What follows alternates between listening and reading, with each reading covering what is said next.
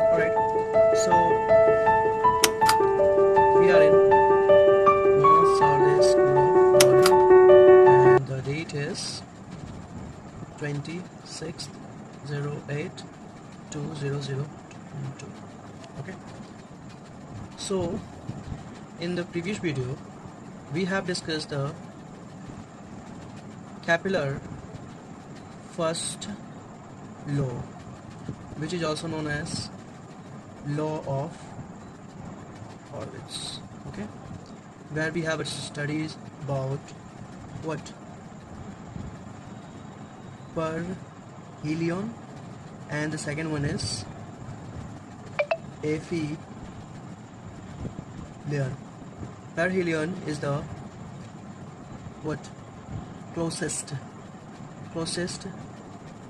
point from sun, and aphelion is the farthest point from sun. Okay, and also we know that this law is based on inverse square law. Okay, so till here for the first law we have discussed this. Now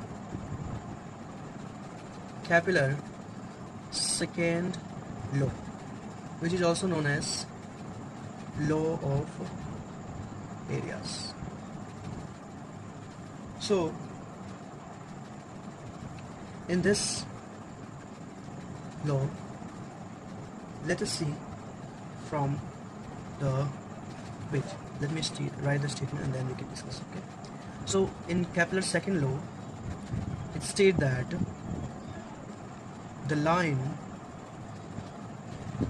joining a planet to a sun, okay, to a sun, makes out equal areas in equal interval of time. Okay,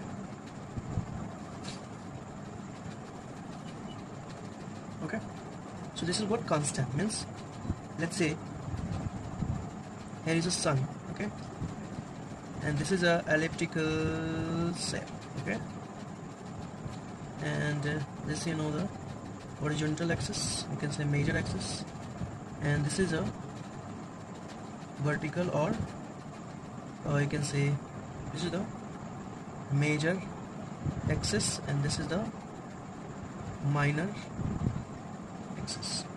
Okay, so let's say again we mark the point A and the point B. This is somewhere you can see the satellite or the planet. Okay, so from this point, let's say a point P1, for some time it moved to this point, and for some time it moves to this, and for some times it moves to this. Okay, so from this, and from this. Okay, and let us mark it. It is moving somewhere here like this. Okay, and it's let's say the velocity is VA. Okay, velocity of the satellite or planet, you can say A, and we can mark this RA, and we can mark this RP also. And this is the sun. Okay, so if you see carefully, okay, this is the area. It's somewhere equal to this area, and this area is somewhere equal to this area, right? Are you agree with this? Okay, so if you are not clear, let me write this also. P1, P2, P3, P4 are the position of the planet P. Okay, right? Okay, so let's say area covered by P1 S P2.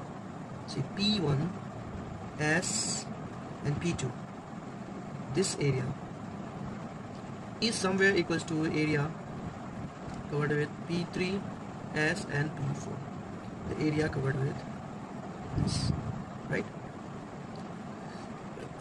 Alright, and if you look at it carefully, SP1, where is SP1? SP1 is somewhere is greater than SP3. SP1 is somewhere greater than SP3. Okay, and similarly, so we can write as P1, P2 is less than P3, P4 also, right? Right. So if we divide P1, P2 with the time t is also less than P3, P4 by t, can we write this equation 1? So we can say this is the linear speed in P1, and this is the linear speed in P3, P1 and P3. Okay, so this is what the thing is going on. So from here we can conclude that MBP RP is somewhere equals to MBA RA,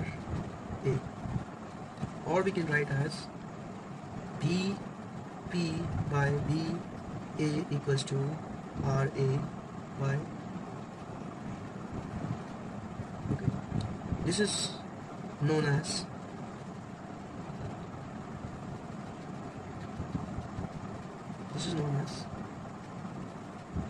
what?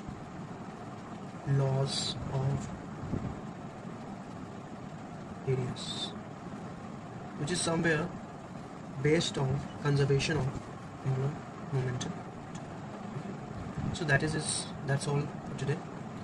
We will discuss the Kepler third law in the next class, which is also known as law of Pierce. Okay, thank you so much.